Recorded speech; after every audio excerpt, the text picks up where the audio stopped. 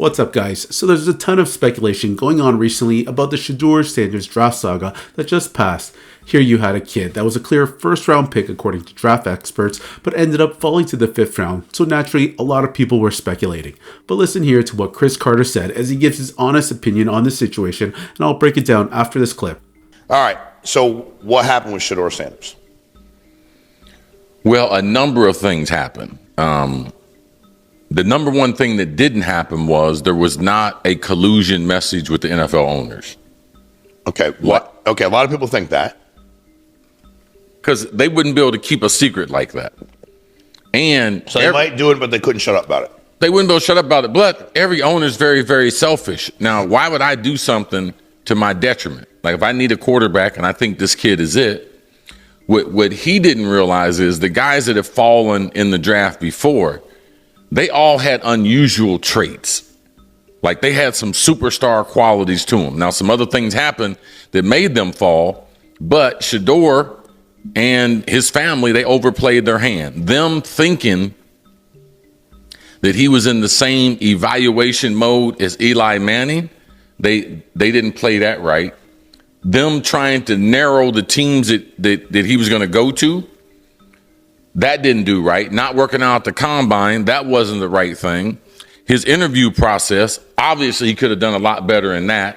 Mm-hmm. A lot of people left that meeting, felt he was very, very entitled. Which meeting? Like, because they said Brian DeBall, Giants coach, had said he didn't like the meeting. He asked him, he had some book, was his playbook or something he was supposed to know, and he said he felt weird about it. I don't know who else said they didn't like the meeting with him. Or were just people behind the scenes saying they did?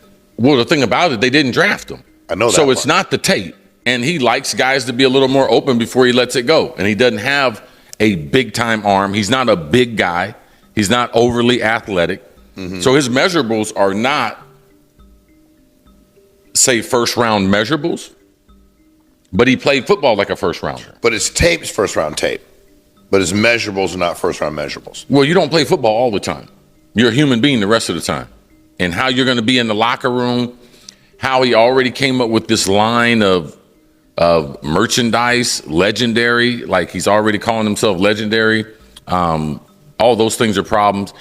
Right now, he's working check to check, man. Like he's not going to get a big signing bonus. There's not going to be a big guarantee. Any day they want to get rid of him in the week, they can get rid of him. Don't we think Shedeur is smart enough to know he's not at Jackson State and he's not at Colorado? No. You don't think so? I listened to too many of his answers. I saw too many of the outtakes. I saw too many times he was working out with other players, and he said things that I thought were highly questionable for my franchise quarterback. So like what? When he was working out with Cam Ward, him and Cam Ward, the number one pick. Yeah. Hey, man, you want to cut a rap video together? No, I want to be known as a football player. And he's like, what do you do for fun? He's like, I play football. Why wouldn't you sit down with people? And something these kids never understand, even if you're a top 10 pick, you're in the NFL for a long time.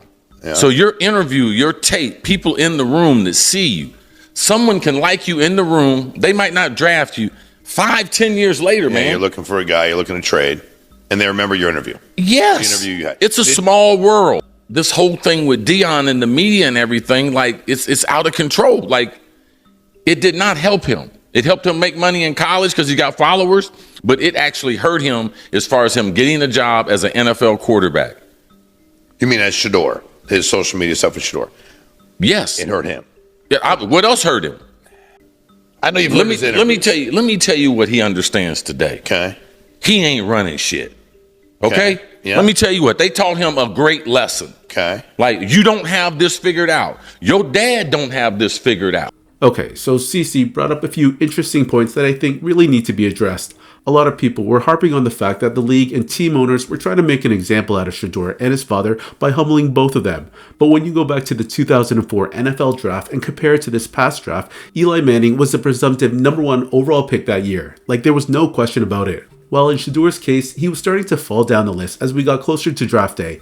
On top of that, while Archie Manning did hold the San Diego Chargers hostage by telling him that his son would not play for them if they drafted Eli, Dion, on the other hand, went on podcasts saying that he wasn't going to allow both his son and Travis Hunter play for certain teams.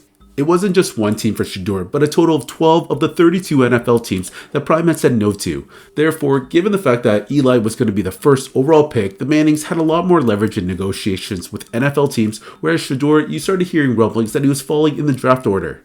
Now this part Cris Carter addresses pretty important in that Shedeur did not leave a good impression in his interviews, particularly with the New York Giants. There was a lot of talk that he came up brash and entitled, which is hard to really know, but if you just go by some of his public interviews or encounters he's had, I can totally see how some NFL GMs or execs could be put off by these actions.